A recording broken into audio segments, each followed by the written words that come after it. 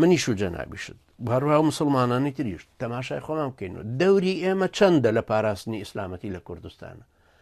ئومەتەکەش هەرەوەندەی پێکرێت من و تۆ کە ناتوانین ئیسلامەتێکە لەو کوردستانە بپارێزین کە میل 2 میلیشیای تاغوتی حکومیەکەن هەر بە شەرن وەکێ منە تیارانێ قوتێکی عسکەری لە ئەوان هەیە کە نەتوانرێت ببەزێنرێ ئەی بۆی من ناتوانین ئەی بۆ بزوتنەوەیکی ئیسلامی وەکو گوڵ لەو ناوە گەشا بووە قوت و هەیبەتی مسلمانانی پاراست و ئەی مسلمانان بۆ ناتوانی بیپارێزن ئەی باش ئەم جەماوەری خەڵکە ئەگەر ئەم مسلمانانە لەگەڵ بزوتنەوە پاکە بوونایە لەگەڵ ئەو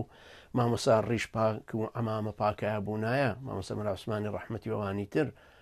بزوتنەوەکەمان هەروە مقاومەیە کرد و تەوازونی ئەلمانیەت و ئیسلامەتی ڕاگر وەکو حەماس ئەی حەماس خەڵک بۆچی ناتوانێت بیفۆتێنە خۆ ئیسرائیل سێ هجومی کردو سەر هجومی ڕیشەکێشکردن خۆ لە هەموو لایەکی شەو محاصرە ئێوە بیرتانتە تۆ لە زمانی حوسنی مبارەکە چاڵیان هەڵکەندبوو لەسەر حدودی میسری 45 متر ئاسنیان ڕۆ کردووە خوارەوە بۆی کەس نەتوانێت نەفەق لێدا بۆ ئەرزی میسری دوایش کە نانتوانین اینجا چاڵەکانن کە لە ژێر 45 مترەکەشەوە خەڵک ڕۆیشتە ئەودی و چاڵەکانیان پڕ کردەوە لە ئاو دوای کارەبان خستە سەر ئاوکە ئەی حەماس بۆچی ئەتوانێت خۆی ڕابگرێت کەوابوو گلەیەکە لە من و تۆ کرێ ئایا ئێمە وەکو فەردی مسلمان کۆمەڵکاری مسلمان ئومەتی مسلمان کۆمەڵگەی مسلمان دەوڵەتی مسلمان هاتوینەتە پێشەوە ئێمە تەبان نهاتوینەتە پێشەوە گلەیەکە پێویستە لە خۆمان بکرێ بۆ پرسیارەکەی جەنابیشت بەکاردێنمەوە بۆ ئەوی کە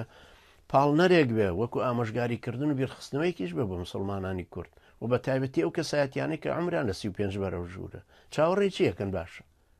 ئێمە لەمە چاوەڕێکم بەمە بەقوت ببین بەم واقعی ئێستا ئێمە هەر لە زەعیفی ڕوین بۆ زەعیفیەکی تر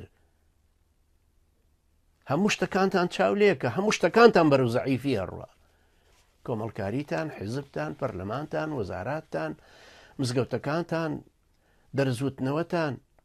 بەخشینتان هیچ لە دەستانە نەماوە ئێ باشە چۆن هەڵەسینەوە ئێمە لە وڵاتێکی مێلیشیایی هەم خۆ تۆ لە دەوڵەتێکی مرکزیانی وەکو جەزائیر نەتوانی بجوڵی